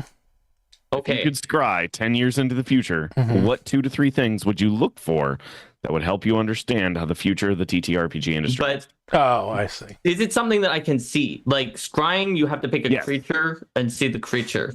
Does it have to be something I can see, or can I get like a fact that do I have to determine what I would try to look at to get? You can either see it, or you could possibly browse the internet or an internet equivalent for it. Got it. So it's not just like a vision. I might be able to browse the internet to look for something. Right. Like you're not going to get some sort of ephemeral premonition or something. Right. Okay. Well, in that case, I would probably browse the internet to look at like sort of these walled gardens. I'd start with D&D, but I'd ask it's 2035, so I'm sure all the search engines are going to be entirely the AI assistant now that's at the top instead of anything else. So I'd put it in the browser and be like, hey, what are all of the walled gardens like D&D Beyond?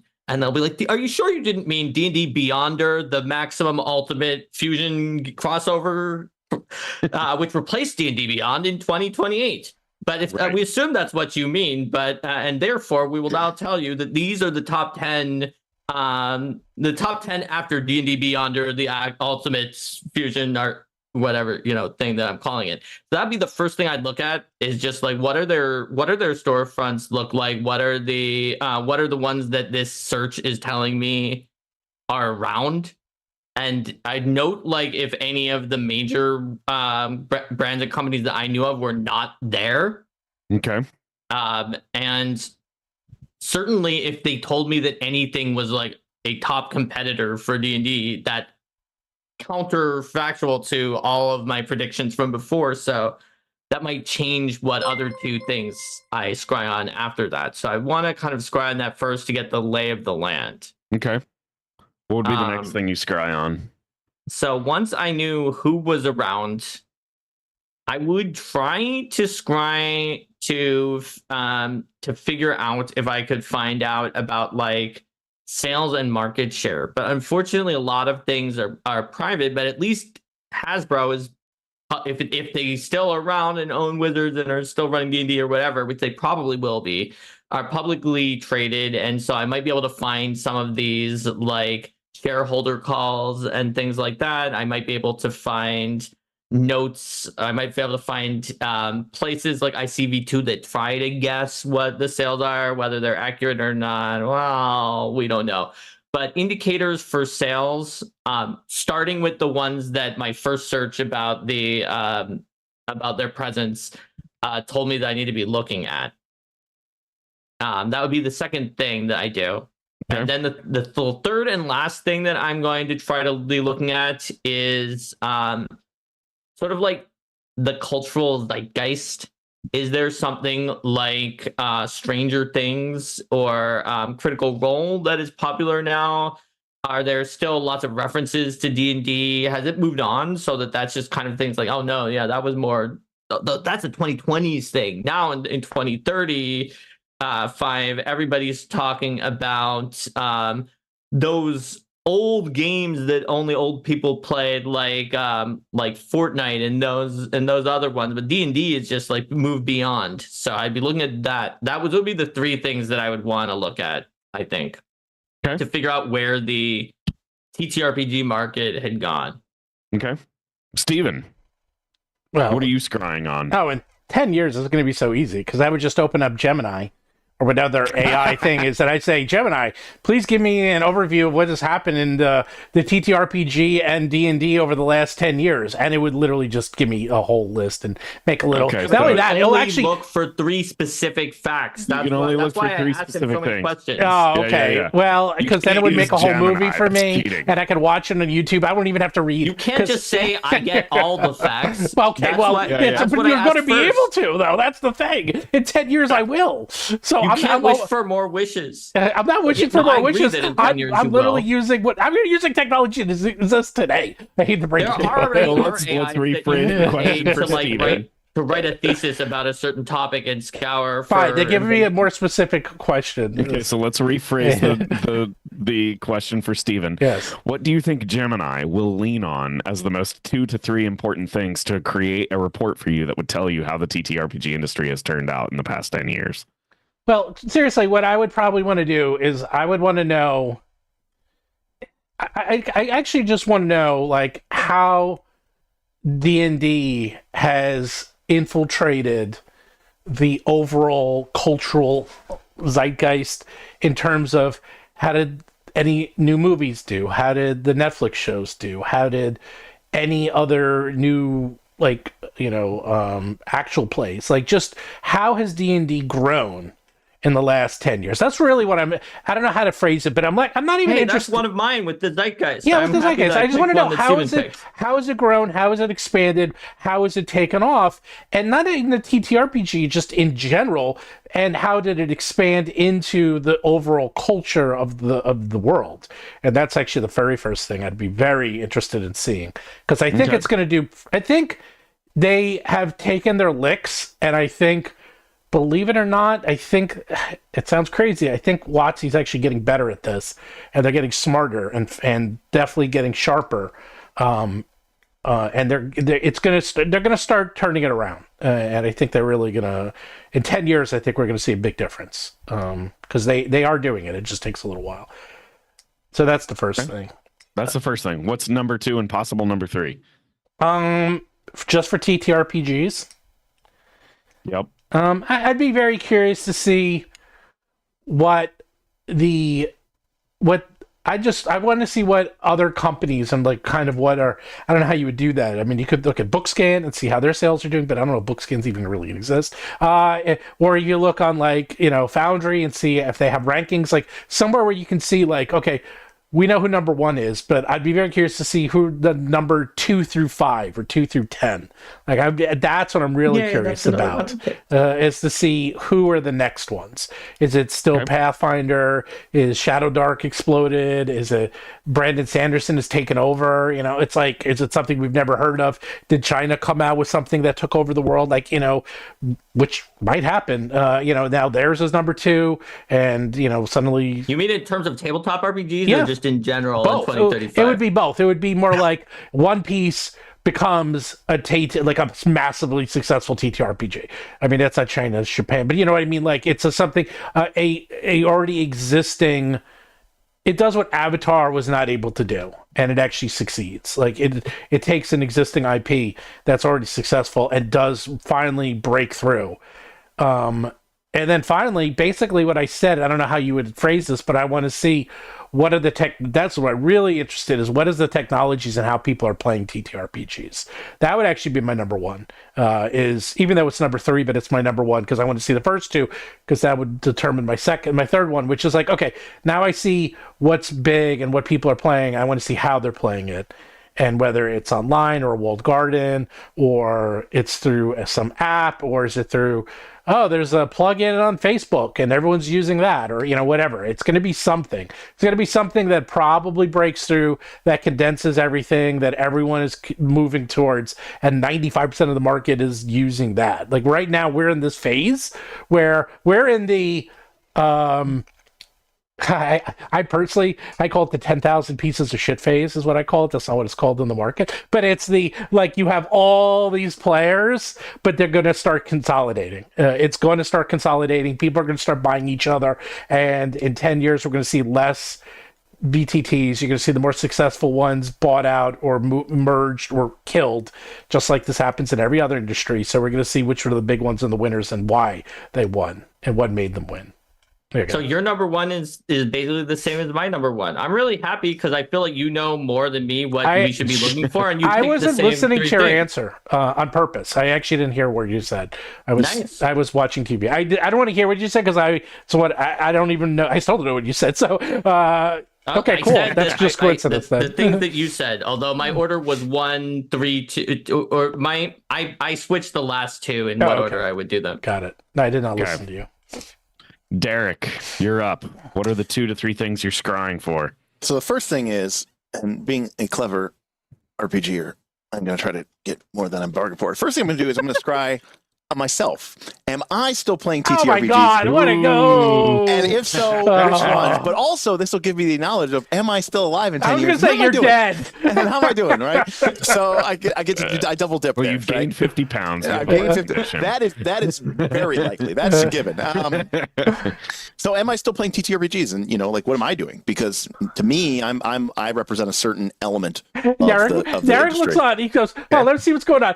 The latest Knights of Last Call, 12 hours Second long. thing, There you go. That's what I'm doing. Yeah. I think we can reasonably assume that YouTube will still be around. So the next thing I'm going to do is I'm going to check out and see what are the last 10 videos that Ginny D has put out. Right? Like, what is she talking about? If she cares, if she's still around in 10 years, I'll be shocked. If she's still around, like Is there enough of an industry? Did it blow up? Yeah. You know, did she learn how to speak perfect Mandarin, and now she's, doing, Chinese cosplay for the Chinese market or something like that? So I figure, you pick her, you pick XP to level 3, you pick someone at the top of the game right now and just see where they're at.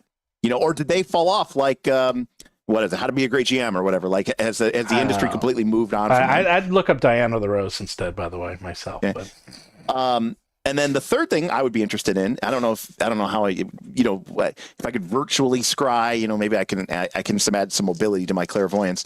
I just want to see what Gen Con looks like. Is it still there? Is it still doing things? Are the people still going? Has it completely changed? Is it a very different experience? Are people still producing games? Is there even still a Gen Con happening? Again, it's been happening for 50 years, 52 years, whatever. Is it still there at 60? So I think that was those. And then Derek and I will compare notes. There you go. And then we got 6 out of our 3. I actually completely agree with that because. Whereas if I compared notes with Steven, we'd find out that we accidentally asked almost the same question, so we only got the same information. We got the same info. Yeah. Actually, I completely agree because my favorite convention of all time, by far, no question, was E3. Doesn't even exist anymore. Doesn't even exist. Doesn't even. I never would have thought that would ever happen, but that's it's just gone. It's just gone. It's done. Yeah. Well, so that before brings we get into bonus questions, not analysis, we have one super chat from Paolo Reuter Perrin, which says Blizzard is soon going to be launching a Diablo TTRPG. Do you see Blizzard entering the market with World of Warcraft and being a big player in 10 years? No. They already tried that. So. They've already done it. They did it, and it didn't get them what they wanted from it. Nope. Yeah. They're doing it for fun, or they're doing it for some other reason, or they got to deal with someone, or someone else is paying for it. Like that's how those deals get done. It's like someone else is like, "Hey, we'll do a Diablo TTRPG for you. Can we get the brand? We'll do all the work, and you'll just make money." And they go, "Sure," and that's it. You'll earn 5% on the residuals. Yeah. It's like Monopoly Go, right? Yeah. Also, they gave us some Swiss francs, which I don't remember if we've had Swiss francs before. No, we have not. We've had the CHF before, or at least I have. Okay. You have. I don't think you we have. I don't remember if we have. This is his first chat. I'm parting his chat. The Swiss francs. Right. Swiss chat. I feel so international. Illegally laundered money. I believe it's franc. Franc. Can you super chat with Bitcoin yet? No, maybe. No, I don't think so.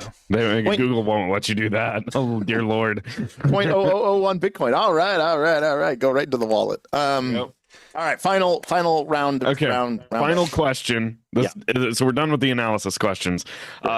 Normally, I would ask these 2 questions, but I'm so close to the end of my data collection for this that really I just have a different. I'll share the questions with you, but they're less relevant.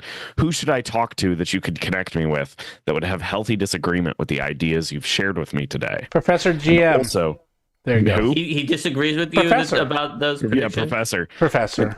Yeah, I've been meaning to call him and ask him these questions. And then, is there somebody in another slice of the TTRPG industry that I should talk to that you believe I might not have considered yet that you could connect me to? Oh, I know no one and nothing, so that's a bad question for me. Yeah. So these guys are the industry folks. I don't know, Eric Mona maybe. If he'd be he's always busy. I think he'd be interested, but I think he's really busy. Who? Eric Mona, publisher of Paizo. Yeah. He probably has a very different perspective of where things are at, but he wouldn't have time. He doesn't have time. He wouldn't have time. No, probably he's always super overbooked for everything. Yeah. What about like Monty Cook? Yeah, he's overbooked too. I mean, any of those guys would be interested. Monty Cook or if you can get them. Right. It's like the people who do this are like us who are on YouTube all the time, and the people who don't have time, they're not interested. In being on Steven, YouTube. who's on YouTube all the time, doesn't have time, right? No, I do not. He had Esper the Bard on here before, and they agreed to do an episode of a thing, and Steven didn't have time to do it, and he couldn't do it. Steven, are you trying to call me a loser? Is that what's happening? I'm calling all 4 of us, a loser. Yep. Because we all have channels. So my question that I actually want to ask, because there is one type of person that everybody keeps saying, yeah, I'll try and get you in touch with them, and then they never are able to. Do you know anybody from a large or mid-size convention that I could speak to? No. So when I say mid-size, I mean 10,000 people plus. You can talk to the that is in Gamma the people. leadership circle. You can talk to Gamma. They'd probably be very interested in talking to you. Okay. And Gamma, Do you think you could make that connection for me?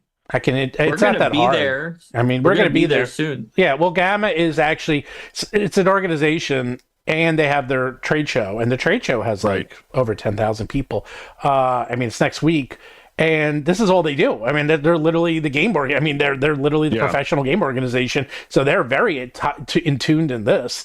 The Gamma and Gamma runs Origins, which is even bigger. Oh, really? Yeah. They run Origins. It's not restricted. Yeah. So they're very big. The Gamma trade show is only for publishers and Industry the retailers. retailers and industry people, whereas Origins is for anybody. Is that still in Louisville? Yeah, it is in Louisville. Yeah, well, so it hasn't been there for year. long. It's only the third year. Louisville. No, Louisville. Louisville. No, it's Louisville. It's Louisville. You gotta say it like you got marbles. Yeah, in they're Louisville. You're putting too much oomph on it. Well, Yeah, anyhow, Louisville. there's not that many people in Gamma. Probably the easiest way to get in touch. I mean, hey, you got to become a Gamma member. It's $100, and it's actually pretty good. Only $100? Yeah, for a year. When is it? Wait, no. The Gamma, it's But to are become you a a game member. manufacturer though? That's to become a member. I've published stuff on DriveThru. It's Like, what's easy. the Anyone can qualification? become a member of Gamma. It's incredibly Trust easy. me, if you have $100, they'll take They'll you. take your $100. Trust me. No. It's to become a member of Gamma. Gamma is next week in Louisville, and Louisville. you want to you want to go. Louisville is like a 2-hour drive for Well, me. So. we're gonna be there, and if you're not going, like seriously. Like, Yeah, you should go. Barrett, you really should go. Like, you are going to freaking love it.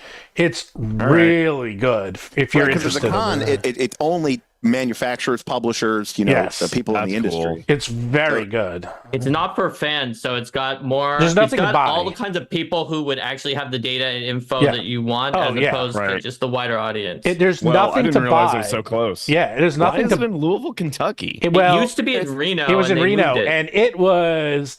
And my guess is the convention center was very cheap and affordable. It was so disgusting in Reno. It was so disgusting. Who the hell wants to go to Reno? I don't know why they had it in Reno. Well, it was cheap, but there was no direct. No one. I mean, no one had a direct flight, so it took you all day to get there, and it was such a gross. The real answer, Baron, is just that like Gamma in particular, but just like the convention era of the United States, it's always been centered in the Midwest, and Louisville's just pretty easy to get to from anywhere in the Midwest. So it's actually I guess that's beautiful true. too. I just don't think of Louisville, Kentucky as Midwest. I think of it as my backyard. Well, it's like I go across the border to get so they still my have wife badges. marijuana from So there. get a badge, and I will be there. It starts on Monday, so it's long. It's Monday through Friday, and Monday, Tuesday, and Wednesday is when you don't have to do the whole thing, but it is long. That's when they have that's like when they have all the conferences and the talks and the roundtables, and there's there is a lot. It is beyond packed, and it's just hundreds and hundreds of them. And then this is for games generally, like all board games, and board stuff like games, that. anything games, puzzles, not like video games. not though. video games. Not video. It's all Anything tabletop, you would right? see. Okay, any game that you would find in a game store. Yes, Gotcha. because they have the Any game store game. people come there as well. Yep. Well, they're the highlight. They're the main centered people who are around there, the game retailers. store people who are coming to talk to the people who are making the games. It's like a meetup. Yes. And if you want to help work our booth, I'll get you a shirt. We will. Are you gonna let me sleep on your floor if I work your booth? Maybe. Maybe. Or I can get. I'll work your I'm booth gonna if be you pay for there. my room. I'm gonna be there give me a starting early on Wednesday, and I'm leaving late on Thursday. Yeah, I'm gonna and be that there. way Steven only has to get me a room for one night. It's ideal. Wait, when are you getting? You're getting Thursday to Friday. You're leaving. Oh no! You said early on Wednesday and leaving late on Thursday. Those are the days that you said. You sent me a whole bunch of information about what days I needed to be there, and you said you only gave me Wednesday night for the hotel. Schedule. one of these days, you guys I'll have to tell you guys the story of me and a riverboat casino on the Ohio in Louisville and some shenanigans, and I lost a lot of money, and it was also kind of ridiculous. So I'll have to tell that story offline. That'll be fun. Offline. All right. Well, guys, it's 5:00. Derek and I need to go. We made it. We made it exactly. Look at that. To be fair, we were on our best behavior. Yeah, everyone say hi to my dog Dova. Oh, hello, baby. No, you're right. I leave Tuesday. Oops. I thought I was leaving Wednesday. Well, anyhow, I will be there. I sent you a link to where you said, so forget I have you. No, you're right. Wednesday, You're right. Thursday. Baron, were you going to say that Nova is named after the ghost? No, Dova, as in Dova. Dova. The anyhow, dragon in Skyrim. Real quick, Baron. So Monday and Tuesday are like just talks. Wednesday and Thursday. Wednesday afternoon Those is are the the floor days. Thursday is all day, and it's over. Actually, I think it ends because I'm leaving on Friday. I don't even think there's. Yeah, it looks like it ends at noon on Thursday. Yeah, it just ends. Well, it's all day. Wait, it ends at noon on Thursday? No, it ends at 5. It ends at 5 at Thursday. Oh, okay. But so it's Monday, Tuesday, Wednesday, Thursday, and I'm coming Tuesday, and I'm setting up the booth Tuesday, and then Wednesday morning, and then Wednesday afternoon it's open, and then Thursday all day, all night. It's like 9 to 5, and then that's it, and then it's over. And we're going I used to go all the time and do stuff, but I'm just going to run the booth. I didn't even sign up for anything, but if you are interested if you want to really get into the industry and meet everyone. And I mean, Eric Mona will be there. I guarantee you that. And he actually is not that busy. I know he has more time. Sometimes to talk for a few minutes at a convention because he has time booked out at the conventions to talk to people than he would if you tried to talk to him at other times. Yeah, right. And I mean, everyone. It's actually think of it. It's like Gen Con, except way more focused just on the people. Like you go to Gen Con and you might get the booth people, but at Gamma it's all the owners. All the owners, so all the companies are there. So if you wanted to talk to Wolfgang, he will be there. If you wanted to talk to Monty Cook, he will be there. Everyone's going to be there. So that's cool. Yeah, definitely go. Yeah. There we go. I answered your question. Success. Good info. Thank you. All right, guys.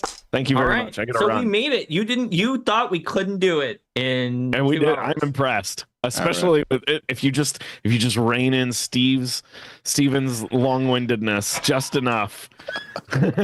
you can get through. You're talking. I think Derek and I were pretty fast. How dare you? Oh, we had Derek on the call. How dare you say I'm long-winded? How dare you put me above Derek?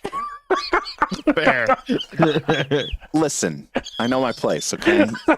It's wild that I'm the one who's taciturn compared to the other two because I'm usually known for talking a lot. You're the one who talks the most, and they're like, wow. It's like he can't get a word in.